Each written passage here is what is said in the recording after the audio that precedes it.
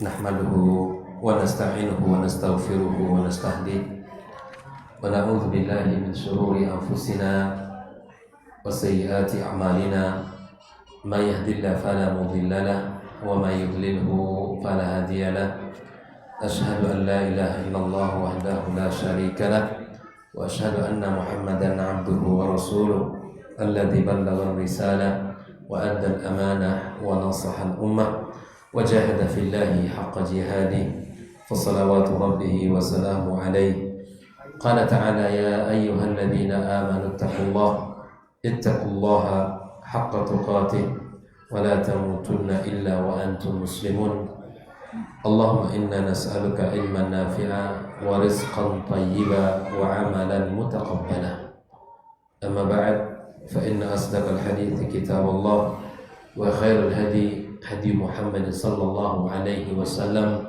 wa syarrul umuri muhdatsatuha wa kullu muhdatsatin bid'ah wa kullu bid'atin dhalalah. Kaum muslimin dan muslimat, hadirin hadirat, al-musyahidin wal musyahidat rahimani wa rahimakumullah. Alhamdulillah, puji dan syukur marilah senantiasa kita ucapkan kepada Allah Subhanahu wa taala. Pada malam ini kembali kita dipertemukan dalam majelis kita, majelis yang akan kita bahas tentang firman Allah Subhanahu wa taala yang merupakan sebaik-baik kalam, yang merupakan panduan dalam kehidupan. Allah turunkan ayat-ayatnya untuk kita tadabburi, untuk kita pelajari dan untuk kita amalkan dalam kehidupan. Kemudian ucapan salat dan salam untuk Nabi kita yang mulia sallallahu alaihi wasallam, untuk keluarga dan keturunan beliau, dan kepada seluruh para sahabat-sahabat yang telah berjuang bersamanya tanpa terkecuali, yang telah mengorbankan harta dan jiwa mereka demi agama Allah Subhanahu wa taala. Kemudian kepada siapapun dari umat Muhammad sallallahu alaihi wasallam yang mengikuti Rasulullah sallallahu alaihi wasallam dengan cara yang benar sampai pada hari kiamat kelak. Ikhwani wa akhwati fillah, malam ini insyaallah kita akan bersama surat Al-Humazah. Bersama surat Al-Humazah. Silakan dibuka Al-Qur'annya. Surat Al-Humazah, ikhwah fillah, adalah bagian dari surat Makkiyah. Turunnya surat ini setelah surat Al-Qiyamah, sebelum surat Al-Mursalat. Jumlah ayatnya 9. Jadi jumlah ayatnya 9 ayat. Adapun maksud dari ayat-ayat yang Allah sebutkan dalam surat ini, diantaranya at-tahdidus syadid liman ya'ibun nas, ancaman keras bagi siapapun yang mencela manusia, yang merendahkan dan menghina manusia. Ayat ini berbicara tentang ancaman Allah Tabaraka wa Ta'ala, ya, kepada siapapun yang mencela manusia. Kemudian di antara maksud dan pesan daripada surat Al-Humazah adalah di mana Allah Subhanahu wa taala mencela mereka, orang-orang yang mengira bahwa hartanya bisa mengekalkan dirinya. Ini masih dalam pembahasan salah di dalam memberikan penilaian terhadap harta. Bahkan subhanallah, tidak hanya mereka yakin akan kekal dengan hartanya di dunia, tapi mereka juga mengingkari kebenaran yang Allah turunkan kepada mereka. Ya. Kaum muslimin dan muslimat rahimakumullah, sebagian ulama menyebutkan bahwa surat ini turun kepada orang-orang kaya dari kaum musyrikin, di antaranya Al-Walid Ibn Al-Mughirah, Umayyah bin Khalaf, ya. Kemudian mereka ini adalah orang-orang kaya, orang-orang hebat, orang-orang terpandang yang mereka selalu menyakiti Rasulullah sallallahu alaihi wasallam. Mereka selalu berusaha untuk menolak dakwah Rasul. Kemudian bukan hanya itu, mencela Rasulullah SAW, menghina Rasulullah, mengupat Nabi kita sallallahu alaihi wasallam. Dan mereka berkumpul dengan para sahabat-sahabatnya. Mereka merasa orang-orang yang kuat dan orang-orang yang mampu untuk menghentikan dakwah Rasulullah sallallahu alaihi wasallam. Maka oleh karenanya ikhwah fillah, dengan lisan mereka menebar fitnah-fitnah kepada Rasulullah. Kemudian mereka menghalangi dakwah-dakwah Rasulullah SAW dengan berbagai tuduhan yang disampaikan kepadanya. Maka kemudian Allah Subhanahu wa taala menurunkan surat ini, memberikan sebuah keterangan kepada Nabi kita sallallahu alaihi wasallam agar Nabi kita faham dan tahu bahwa kemudian mereka orang-orang yang mencelanya dan mengupatnya tidak akan selamat dari siksaan Allah Subhanahu wa taala. Namun yang sering kita sampaikan bahwa tentang kaidah sebuah surat yang menjadi sebab turun, al-ibratu bi umumil lafzi la bi khususis sabab, bahwa suatu surat atau satu ayat yang turun kepada satu kaum atau kepada satu orang, pelajarannya bukan hanya berlaku kepada mereka yang menjadi sebab turunnya surat tersebut, tapi berlaku umum untuk siapapun. Inilah tentang sebuah surat yang turun kepada seseorang, yang turun kepada satu kaum. Maka pelajaran-pelajaran yang ada pada surat tersebut tidak hanya berlaku kepada mereka. Hukum-hukum yang Allah sebutkan di dalam ayat tersebut tidak hanya berlaku kepada mereka yang sebab menjadi turunnya ayat Al-Quran Karim. Artinya apa ikhwafillah?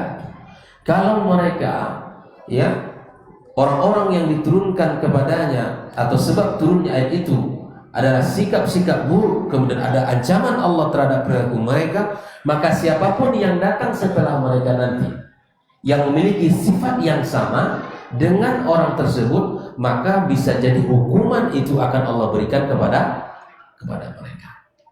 Jadi jangan dikira satu surat itu hanya turun kepada mereka dan berlaku untuk mereka, tidak. Tapi kata para ulama, al-ibratu bi umumil lafzi la bi khususis sabab. Begitulah para ulama ulumul Quran menjelaskan tentang satu sebab di dalam Al-Quranul Karim berlaku umum, ya, pelajaran-pelajarannya. Mari kita lihat satu persatu daripada surat Al-Humazah ini. Apa arti Al-Humazah? Apa arti Al-Humazah? Mencela, ya, mengumpat, ya, mencela. Nah, di sini Allah Subhanahu wa taala mengatakan di awal surat, wailul likulli humazatil lumazah. Wail di sini ada dua pendapat para ulama. Yang pertama, dia adalah satu lembah di dalam neraka jahanam. Yang kedua adalah doa, sebuah doa keburukan bagi orang yang mengumpat dan mencela. Dan inilah yang dirajikan atau yang disebutkan oleh banyak para ulama tafsir, dia adalah sebuah doa buruk bagi siapapun yang mengumpat dan mencela. Wailun dimulai dengan kata nakirah.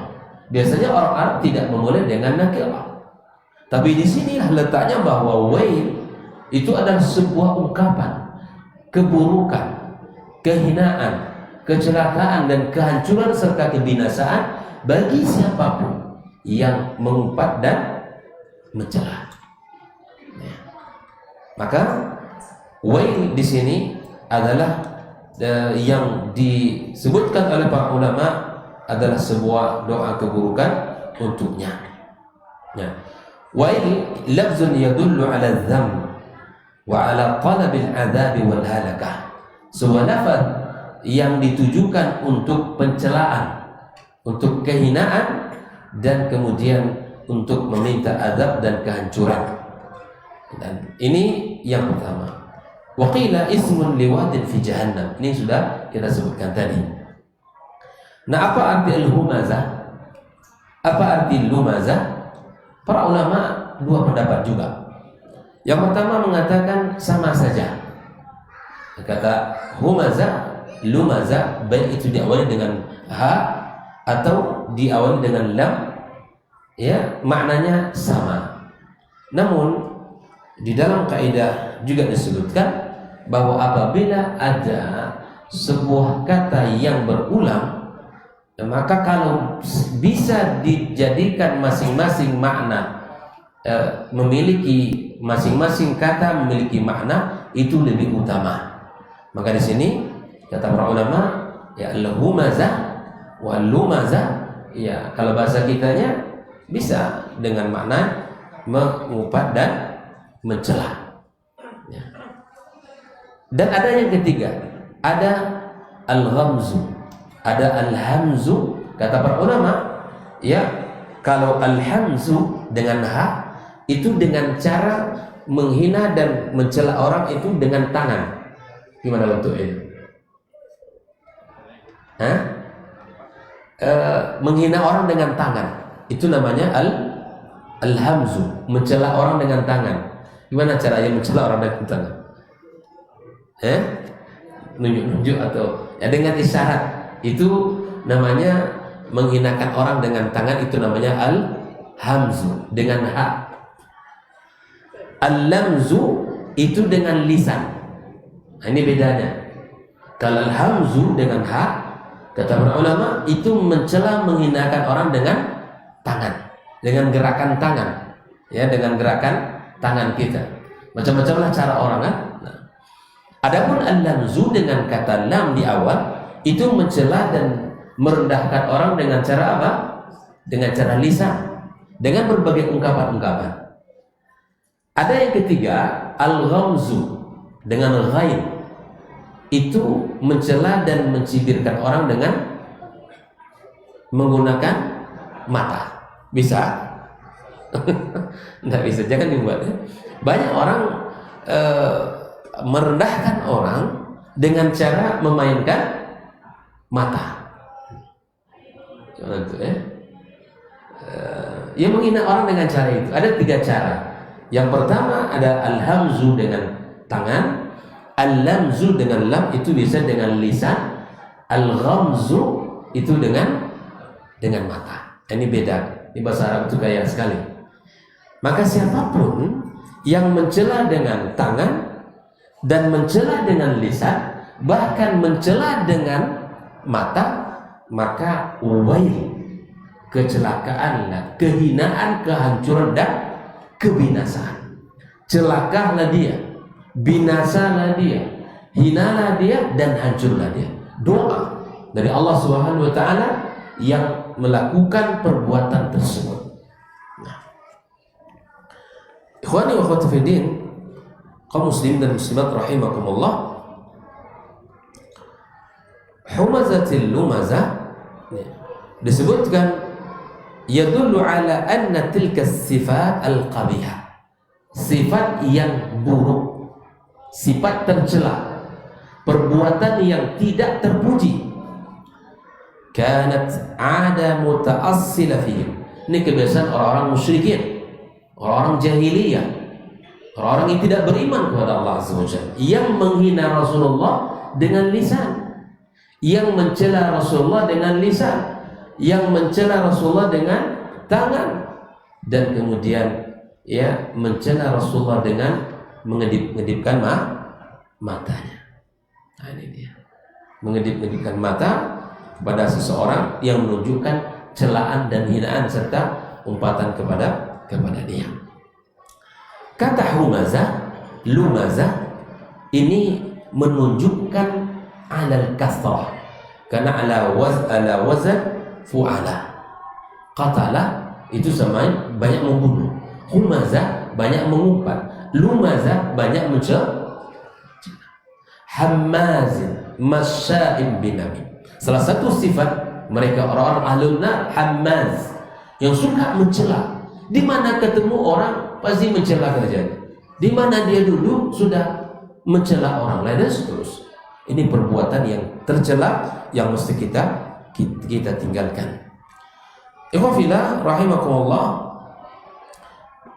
Lalu kemudian sifat-sifat yang tercela ini, idza kana an-nasu yukthiruna at-tahid minhu, dan ini menunjukkan salah satu sifat yang mana banyak dilakukan oleh dia, maka hukuman bagi dia doa keburukan. Maka itu jangan kita lakukan sifat-sifat tercela ini, karena Allah katakan wail, ya, sebuah doa keburukan untuknya. Nah, kaum muslimin dan muslimat rahimakumullah, lalu setelah itu Allah Subhanahu wa taala menyebutkan salah satu sifat, ya, yang menjadi dominan pada diri mereka. Ya. Di antaranya Allah katakan alladzi jama'a malan wa'addada, yang mengumpulkan harta dan menghitung-hitungnya. Ada dua cara baca. Jama'a, ada jama'a. Jama'a artinya yang mengumpulkan banyak harta. Mengumpulkan harta boleh, tidak masalah. Tapi harta itu kemudian dibelanjakan. Mencari rezeki sangat dianjurkan. Bahkan perintah Allah, fantashiru fil ardi, bertebaranlah kalian di muka bumi. Itu boleh, ya. Namun kemudian yang menjadi tercelanya di sini apa? Wa'addada. Di sini ada dua pendapat. Wa'addada adalah menyiapkan hartanya, mengumpulkan dan menyiapkan, itu boleh. Makna yang kedua, wa'addada, menghitung-hitung. Di sebagian tafsir menyebutkan bangun tidur langsung menghitung. Di sini rekening ini, sini, di sini. Itu terus, itu aja kerjanya. Sudah itu kerja, kemudian hitung lagi. Kemudian sore hitung lagi. Dan itu ada orang seperti itu. Wa'addada, dihitung-hitung terus. Habis waktu semuanya untuk harta. Habis kehidupan dia hanya untuk menghitung-hitung hartanya saja. Maka disinilah alladzi jama'a malan wa'addada. Dikumpulkan harta, kemudian harta kita berikan hak-hak mereka yang berhak mendapatkan harta itu. Silakan kaum muslimin. Pertama saya sampaikan bahwa Nabi SAW mengatakan la ba'sa bil ghina liman ittaqa. Bolehkah saya menjadi orang kaya? Boleh. Bolehkah kita saling mendoakan? Boleh. Tapi syaratnya satu kalau menjadi orang kaya. Apa syaratnya? Apa syaratnya? Bertakwa, kata Nabi. La ba'sa bil ghina liman ittaqa. Boleh, tak mengapa menjadi orang kaya asal kalian bertakwa, kata Rasul sallallahu alaihi wasallam. Karena kalau orang kaya bertakwa kepada Allah, insya Allah dia akan berjihad dengan hartanya. Dia akan tempatkan harta itu pada tempat yang boleh dan tempat yang sangat dianjurkan. Dia akan makan harta itu, dia akan pakai harta itu, boleh, silakan. Karena memang kata Nabi SAW, harta yang paling berhak untuk menikmati dia orang yang mendapatkan rezeki itu. Seperti hadis yang disebutkan, di mana salah seorang sahabat bertanya kepada Rasulullah, ya Rasulullah, indi dinar, saya punya 1 dinar. Ya. Maka punya dinar yang ketiga, apa yang saya lakukan, kata Rasul? Kata laki-laki ini, Nabi mengatakan, berikan kepada orang yang membantumu, kepada khadim yang ada, kepada khadimmu, pelayanmu. Lalu saya punya dinar yang keempat, maka kata Nabi SAW, anta a'lamu bihi. Artinya gunakan untuk sebuah perencanaan, entah ingin mengembangkan harta kita dengan usaha-usaha, silakan kaum muslimin kumpulkan harta, ya, cari harta boleh, tapi harta itu kita harus tahu, ya, menempatkannya. Jangan seperti yang disebutkan Allah pada ayat yang ketiga, ya. Di sini dijelaskan oleh para ulama makna addadah ay ja'alahu uddatahu wa zakhiratahu, dijadikannya sebagai tabungan, sebagai bekal. Wa akthar min ihsa'ihi lihirsi alaih, wa akthar min ihsa'ihi lihirsi alaih. Dia selalu menghitung-hitung, habis waktu siang, pagi dan malam itu untuk menghitung hartanya saja. Ya. Oleh ikhwafillah, di sini ya, para ulama mengatakan adzabun wa halakun, maka azab dan kehancuran likulli insanin, ya, bagi setiap manusia mukthir minat ta'an fi a'radin nas, yang suka mencela pada kehormatan manusia, mencela orang, menghina orang, merendahkan orang. Maka di sini adzabun wa halakun, kehancuran dan azab bagi mereka ini yang suka mencela. Mulutnya itu nggak ada filternya, selalu kalau ngomong merendahkan orang, menyalahkan orang, mencaci maki orang dan seterusnya. Maka azab dan kehancuran bagi dia ini. Nah, wa min sifatihi dzamimah annahu fa'ala dzalika bisabab annahu jama'a malan katsiran. Disebutkan oleh Allah ternyata orang bisa melakukan hal itu biasanya di antara sebab orang yang sering melakukan hal demikian, di antara sebabnya annahu jama'a malan katsiran, karena dia telah berhasil mengumpulkan harta yang banyak. Biasa kalau dia punya kaya, harta banyak, numpuk, sudah orang lain semuanya di bawah dia. Hina, apa saja bisa dilakukan ke orang itu. Ya, apa saja bisa dibuat untuk orang itu.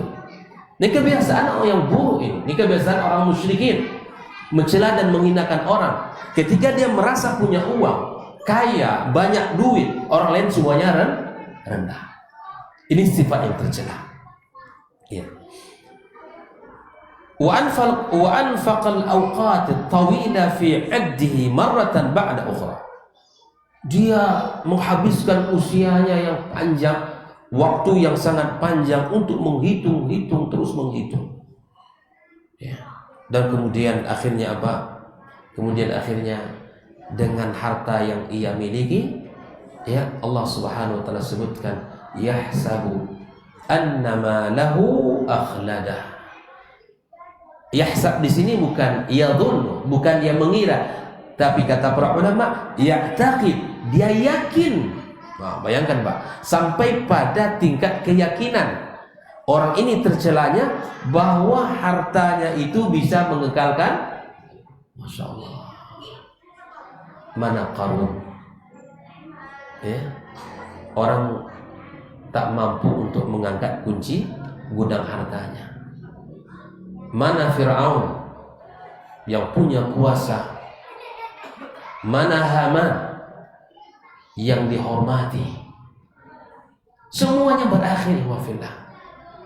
Semuanya berakhir di dunia ini. Sebanyak apapun harta yang berhasil ia kumpulkan, tidak akan bisa seseorang mencapai pada puncak. Dia akan kekal di dunia ini dengan harta itu. Mana kisah-kisah mereka itu? Hari ini kita sebut sebagai pelajaran bagi kita. Tak ada orang yang lebih kaya daripada Qarun, dengan harta yang Allah melimpah ruah yang ia miliki, yang Allah berikan kepadanya. Tapi semua itu berakhir, bahkan tertimbun dia dengan hartanya langsung. Bayangkan. Ambillah ibrah ikhwafillah. Makanya di dalam hadis-hadis Nabi sallallahu alaihi wasallam banyak sekali kita dapatkan bagaimana Nabi menggambarkan tentang penyesalan orang-orang di hari kiamat. Mali, kata nanti di hari kiamat. Berkata salah seorang hamba, mali, hartaku. Di hari itu orang berkata, mana hartaku? Yang banyak itu mana dia? Yang melimpah ruah itu mana? Maka Nabi SAW mengingatkan kita bahwa hartamu itu tidak lebih dari 3 perkara ini. Yang engkau makan akan menjadi kotoran, yang engkau pakai akan lusuh. Yang kau infakkan itulah yang kekal di sisi Allah Subhanahu wa ta'ala. Ahibati fillah, harus cerdas kita di dalam memiliki harta. Harus tahu kita kemana tempat yang paling tepat untuk kita belanjakan. Yang kita infakkan itulah harta kita. Yang kita belanjakan di jalan Allah itulah yang akan kekal, yang akan memberikan manfaat kepada kita. Kaum muslimin dan muslimat rahimakumullah. Maka Allah sebutkan pada ayat yang ketiga ini sifat yang berikutnya, sifat yang tercela berikutnya, di mana dia mengira dan yakin. Di sini yahsab, di sini adalah wa ya'taqid. Dia memiliki sebuah keyakinan bahwa hartanya itu bisa akan mengekalkan dia di dunia ini. Dan memang Pak, realitanya begitu ya. Banyak orang kalau kaya itu biasanya semena-mena kepada orang.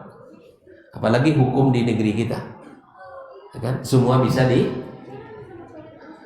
diselesaikan dengan harta. Tidak ada yang tidak selesai dengan harta.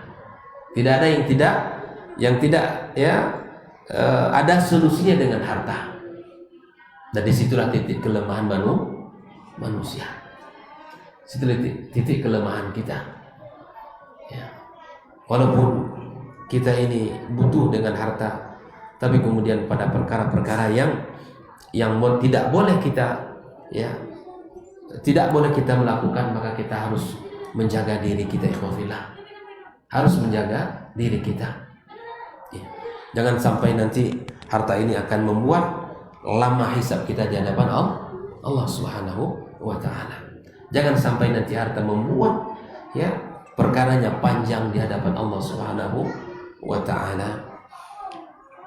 Kaum muslimin dan muslimat rahimakumullah, inilah sifat yang tercela yang ketiga. Sifat yang tercela yang pertama adalah orang-orang yang mengupat dan mencela. Kemudian orang-orang yang mengumpulkan harta kemudian menghitung-hitung jumlahnya. Kemudian yang ketiga adalah orang yang yakin bahwa hartanya itu akan membuat dia kekal di dunia ini. Lalu kemudian Allah Subhanahu wa ta'ala mengatakan kalla. Ini sekali-kali tidak. Yadullu ala zajar. Sebuah kalimat yang keras menunjukkan apa yang kalian sangkakan itu tidak betul. Apa yang kalian yakini bahwa harta kalian itu membuat kalian kekal di dunia itu salah. Kalla, kata Allah. Kalla ini sebuah kalimat yang menunjukkan harfu zajar wa rada', wal muradu bihi huna ibtalu ma tawhamuhu hadzal maghrur min hasbani anna malahu sayakhallidu. Bahwa ini sebuah kalimat keras yang membantah, yang membatalkan keyakinan dia bahwa hartanya bisa membuat dia kekal di dunia ini. Maka kemudian Allah Subhanahu wa ta'ala yang menyebutkan la yumbadanna fil hutamah. La yumbadanna fil hutamah. Ini adalah balasan bagi mereka-mereka tadi yang memiliki sifat yang tercela yang Allah sebutkan di dalam ayat yang mulia ini, yaitu akan Allah masukkan ke dalam neraka al-hutamah. Al-hutamah. Allah Subhanahu wa ta'ala menyebutkan di dalam ayat berikutnya, wa ma adraka mal hutamah. Ini kalau Allah ulang sebuah penyebutan ayat, banyak di sini. Al-qariyah, mal qariyah, al-haqqah, mal haqqah. Di sini Allah Subhanahu wa ta'ala mengulang tentang al-hutamah. Tahukah kalian apa itu al-hutamah? Sebuah jawaban yang tidak, sebuah pertanyaan yang tidak butuh jawaban. Allah ingin memberikan kepada kita sebuah penekanan. Orang-orang yang tercela itu, yang memiliki sifat-sifat buruk itu, akan Allah masukkan ke dalam neraka hutamah. Tahukah kalian, kata Allah Subhanahu wa ta'ala, apa yang dimaksud dengan al-hutamah? Ya. Ikhwafillah, fal maqsudu bil istifham huna tahwilun. Ini sebuah pertanyaan yang tidak membutuhkan sebuah jawaban. Ya, wa inna ma huwa tahwil. Ya, menyebutkan betapa besarnya perkara ini, wa tafzi' sya'niha, yang menyebutkan bahwa perkara ini sangat besar, bukan perkara yang sederhana, bahwa perkara itu perkara yang sangat menakutkan. Jangan kalian main-main, jangan kalian anggap remeh, jangan kalian anggap itu sesuatu yang sepele, tetapi dia adalah al-hutamah, yang akan menghancurkan daripada tubuh-tubuh mereka yang memiliki sifat-sifat tercela tersebut. Allah katakan, menjelaskan makna al-hutamah, narullahil muqadah, api Allah yang dinyalakan. Ya Allah.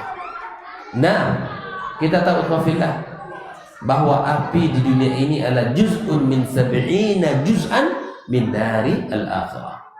Satu bagian dari 70 bagian api. Ada enggak yang anti api di sini? Tidak ada ya? Tidak ada yang tahan.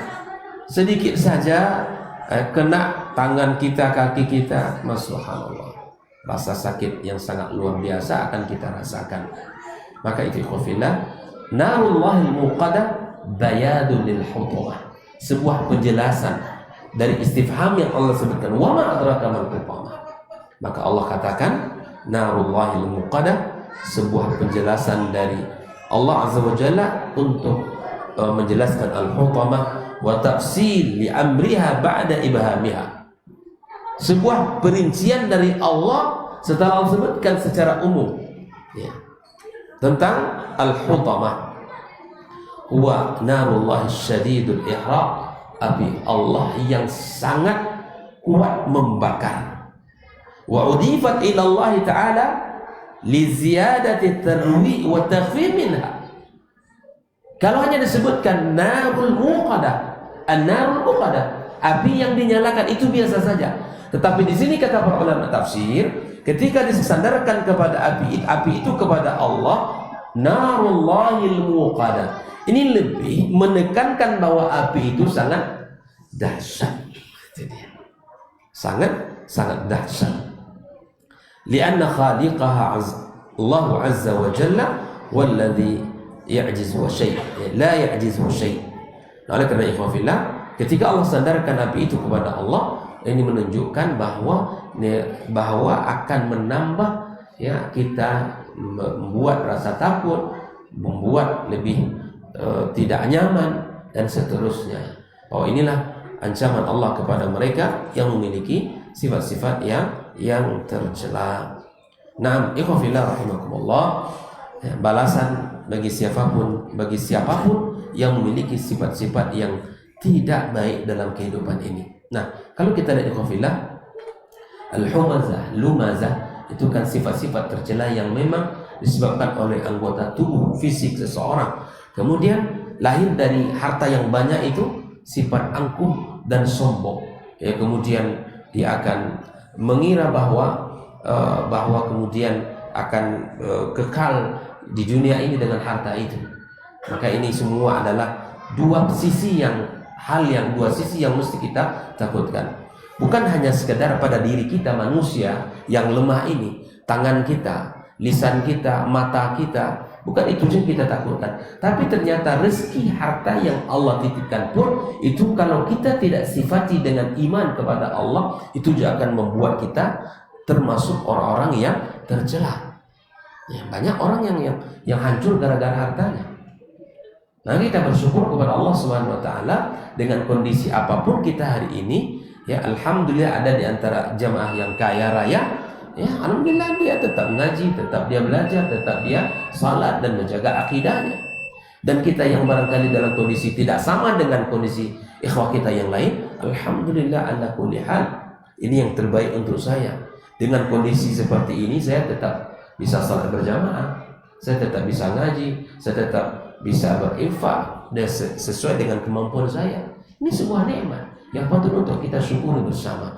Bukan hanya fisik kita yang bisa membuat kita terjerumus kepada sifat-sifat tercela tadi, tapi ingat bahwa harta dia juga merupakan nikmat sekaligus niqmah, ya, azab yang akan mendatangkan azab kepada kita disebabkan harta kita tadi.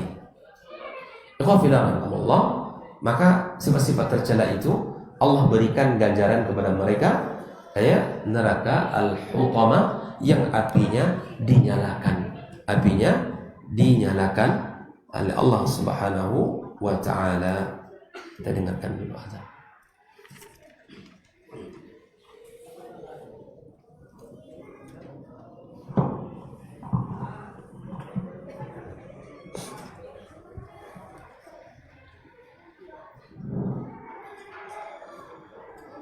Allahu Akbar, Allahu Akbar.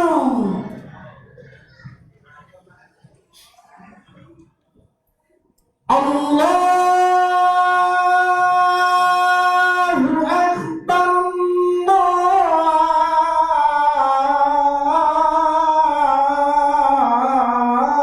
Allahu Akbar.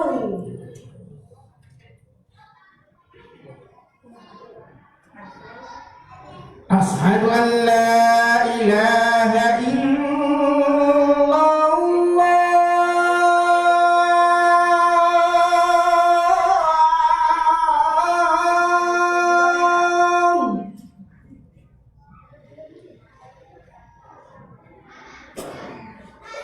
Ashhadu an la ilaha illallah.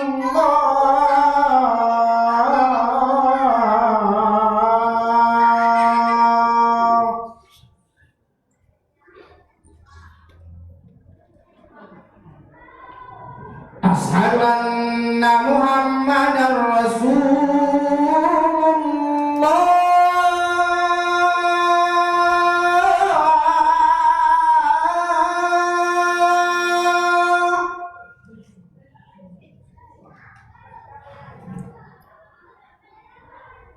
Ashhadu anna Muhammadar Rasulullah.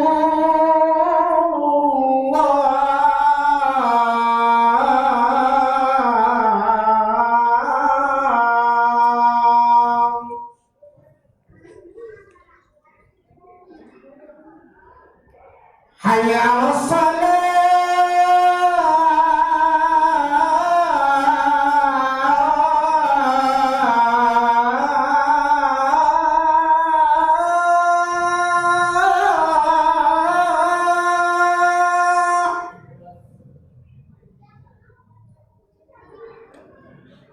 Hayya 'alas salah.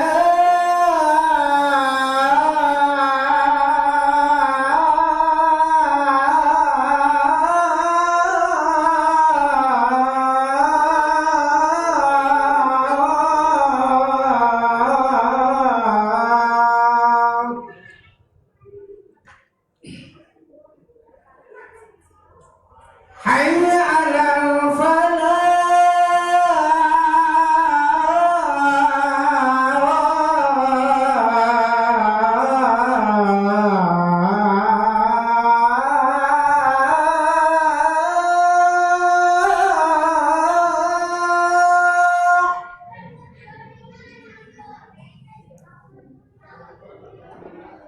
Hayya 'alal falah.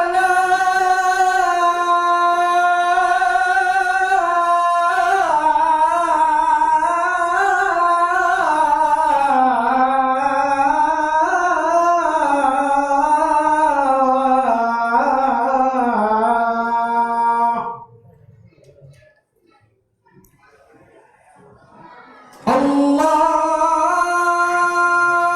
Akbar,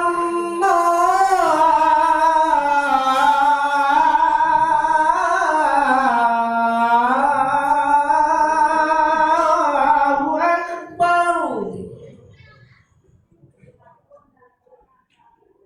La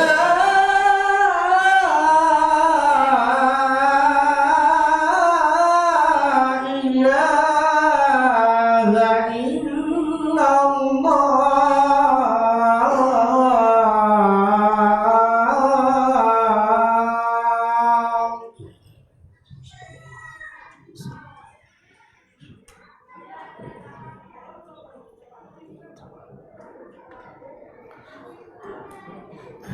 Kita lanjutkan.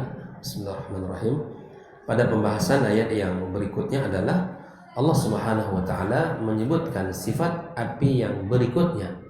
Ya, sifat al-hutamah yang pertama adalah narullahil muqadah, di mana apinya itu menyala atau dinyalakan oleh Allah Subhanahu wa taala. Kemudian sifat yang berikutnya daripada al-hutamah allati tattali'u 'alal afidah, bahwa api itu membakar sampai ke hati. Ya.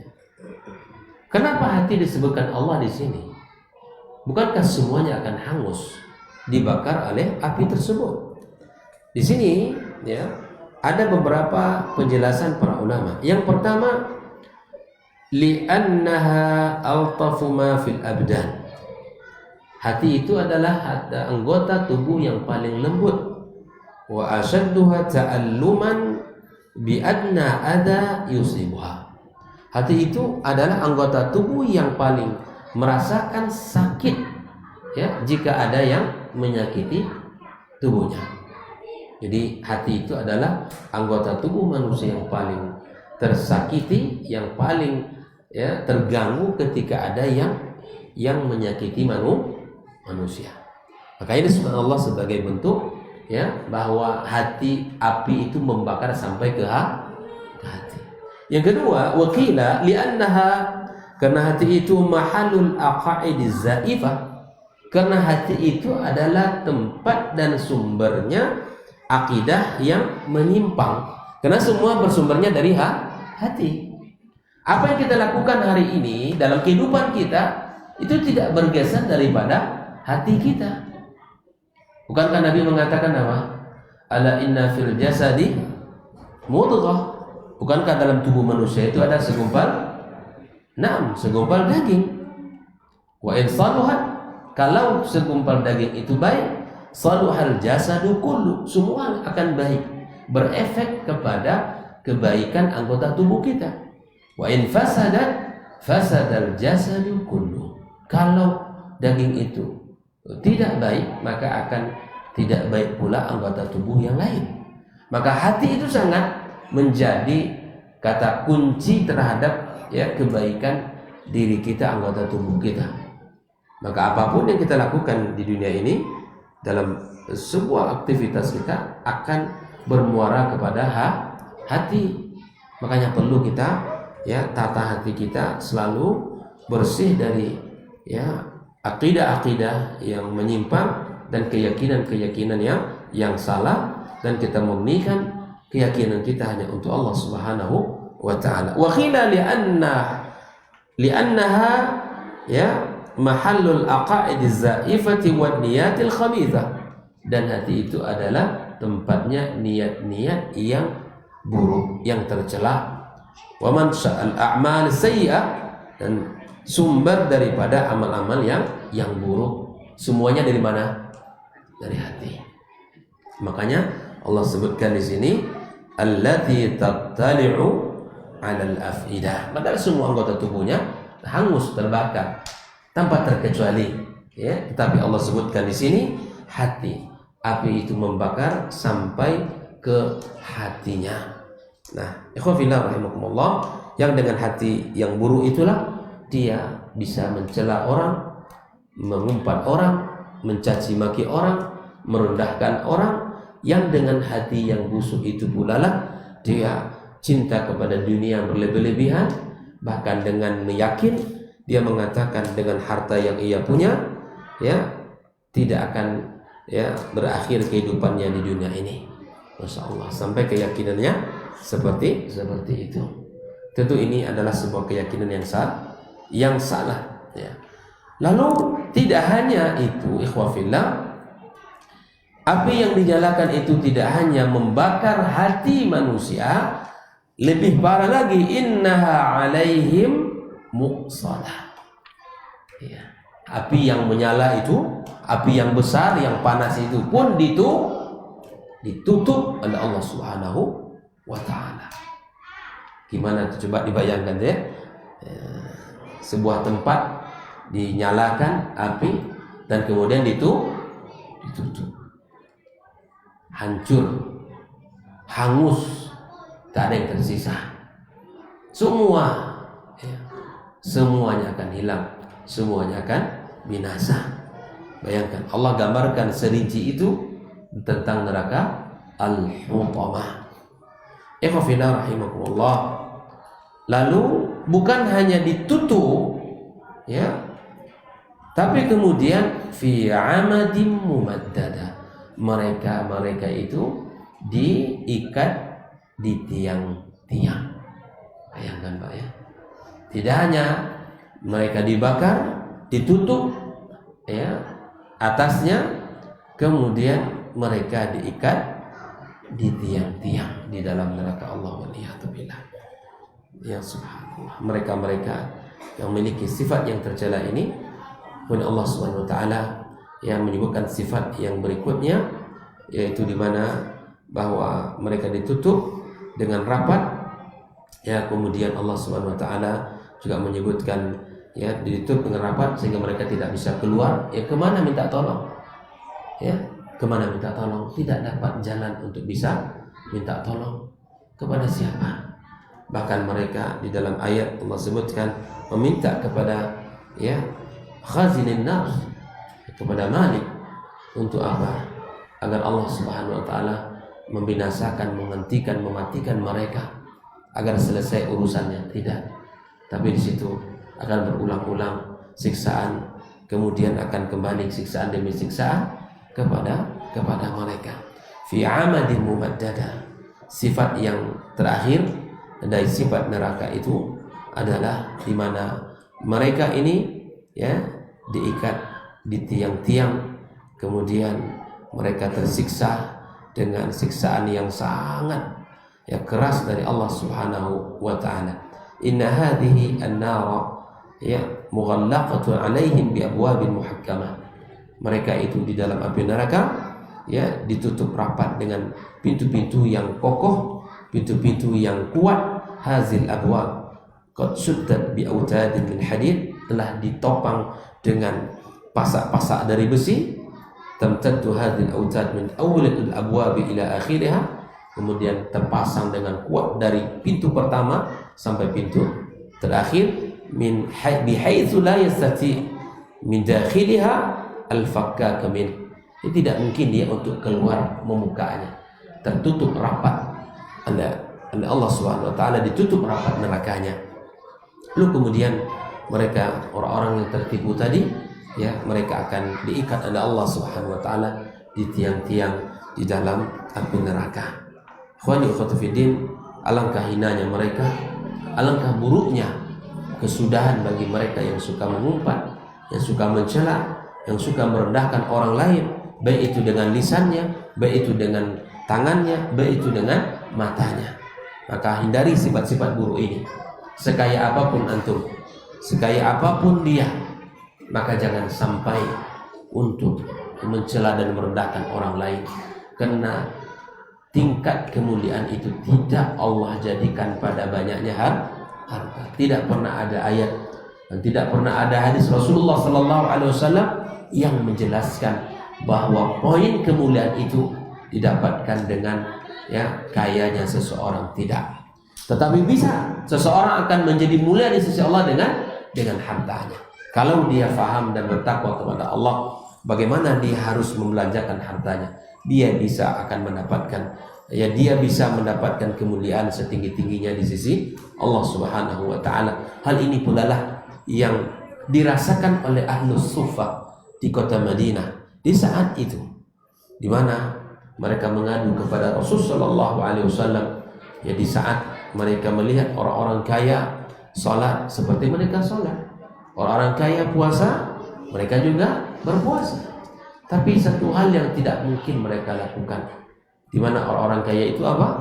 Bersedekah dengan kelebihan harta mereka. Lalu mereka datang kepada Rasulullah meminta pula jalan agar bisa mengikuti jejak mereka orang-orang kaya itu. Maka Nabi SAW mengatakan, ya bukankah setiap kebaikan itu adalah sedekah? Setiap tasbih itu sedekah, setiap tahmid itu sedekah, setiap takbir itu sedekah. Maka mereka pun mulai bersemangat untuk bersedekah. Dengan cara apa? Bertasbih, bertahmid, bertakbir, mengucap dengan kalimat-kalimat yang sangat terpuji itu. Lalu kemudian mereka tahu sudah bahwa orang-orang kaya pun banyak bertasbih, bertahmid. Lalu kemudian Allah katakan, dzalika fadlullahi yu'tihi may yasha. Tidak boleh kita iri kepada mereka. Kalau ada saudara kita yang kaya di tengah-tengah kita, ya kalau mereka belanjakan harta mereka di jalan Allah, tak boleh kita iri. Justru kita meminta kepada Allah, ya Allah, jika engkau berikan kepadaku seperti engkau berikan kepadanya, maka aku akan lakukan seperti apa yang ia lakukan, bahkan lebih dari itu. Doakan dia agar Allah tetap berkahi hartanya, dan minta untuk kita seperti mana Allah berikan itu kepada sahabatnya. Jangan diminta kepada Allah sebuah permintaan, ya Allah cabutlah harta si fulan. Itu namanya hasad. Itu tercela juga dalam Islam. Kalau yang tadi namanya ghibthah, di mana kita tetap berharap kepada Allah, Allah berikan kepada kita kekayaan, dan kemudian Allah Subhanahu wa taala tidak mencabut rezeki yang Allah berikan kepada sahabat kita. Kalau kaya semuanya kan seolah tidak ada yang selesai, ya. Kalau kaya semuanya kaya kemudian dermawan, insya Allah banyak agenda dakwah yang bisa kita kerjakan bersama-sama. Saling mendoakan, ya, saling mendoakan. Semoga Allah berkahi hidup kita, Allah berkahi harta kita, dan Allah berkahi segala usaha-usaha kita. Yang ada semoga menjadi sesuatu yang Allah alirkan padanya banyak kebaikan, yang mudah-mudahan yang belum mendapatkannya Allah berikan kesabaran dan tetap kekuatan di dalam bekerja dan berusaha. Jangan pernah berputus asa, karena pastilah Allah akan berikan setiap kita jaminan rezekinya. Wallahu ta'ala a'lam, wa sallallahu ala nabiyyina Muhammadin wa ala alihi wa sahbihi wasallam, wa subhanaka Allahumma bihamdika asyhadu an la ilaha illa anta astaghfiruka wa atubu ilaik. Wassalamu alaikum warahmatullahi wabarakatuh.